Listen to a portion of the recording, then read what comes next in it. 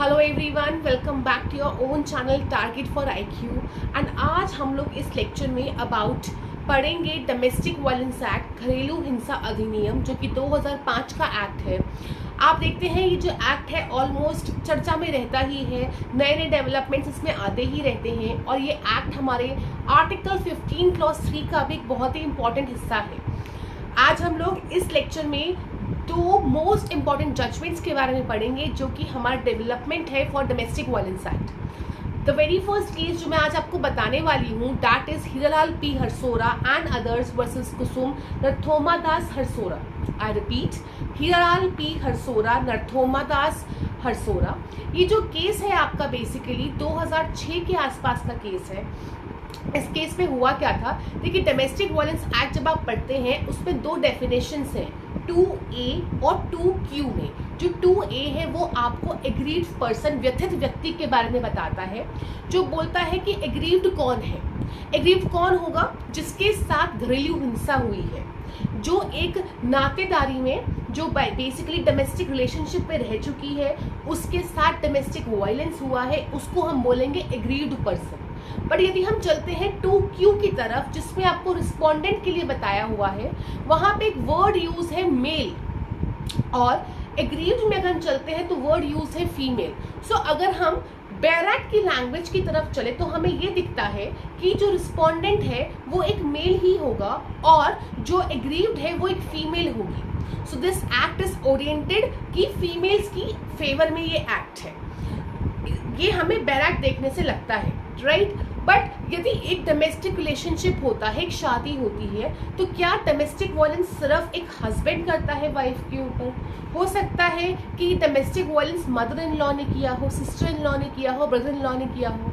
इन सब एस्पेक्ट्स को देखते हुए there was a case Hiralal P Harsora and others versus Kusum Narottamdas Harsora, जिसमें ये हेल्ड किया कि डोमेस्टिक वायलेंस सिर्फ और सिर्फ मेल नहीं, even female also can do. So इस डेफिनेशन को 2Q डेफिनेशन को जेंडर न्यूट्रल बना दिया गया। So that by virtue of this case हमें जो डेफिनेशन रिस्पोंडेंट की मिलती है वो जेंडर न्यूट्रल कर दिया गया है। बट आज के टाइम में एग्रीव्ड अभी भी सिर्फ और सिर्फ फीमेल ही हो सकती है, वो बेसिक नेचर चेंज नहीं हुआ है। सो ये जो एक्ट है जेंडर न्यूट्रल रिस्पोंडेंट की तरफ से हो चुका है, ना कि एग्रीव्ड की तरफ से।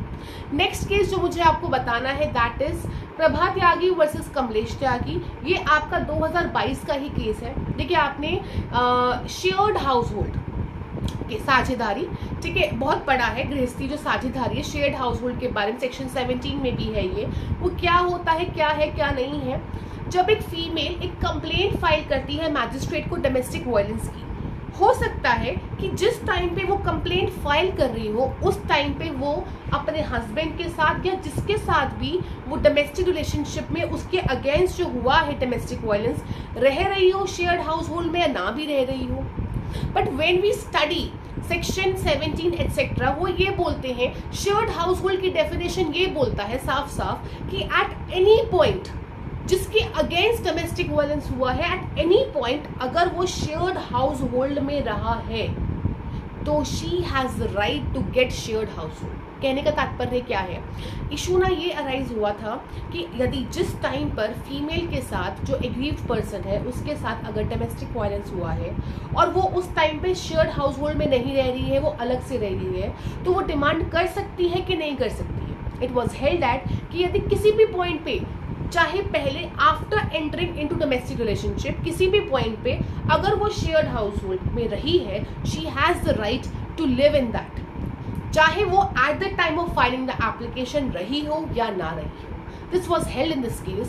सो ये मैंने आपको दो मेजर डेवलपमेंट्स बताए हैं। इसी तरह के केसेस को जानने के लिए और सारे बैच स्टडी करने के लिए यदि आप चाहते हैं तो आप टारगेट फॉर आईक्यू का भी बैच ज्वाइन कर सकते हैं, जहां पे एक बैच चल रहा है जिसमें 9 माइनर एक्ट्स जो कि यूपी में एडेड हुए थे लास्ट ईयर ही, साथ में 2 और act, juvenile justice act as well as probation of offenders act को स्टडी किया जा रहा है। सो इफ यू वांट आप वो ज्वाइन कर सकते हैं। That's it for today. Thank you so much.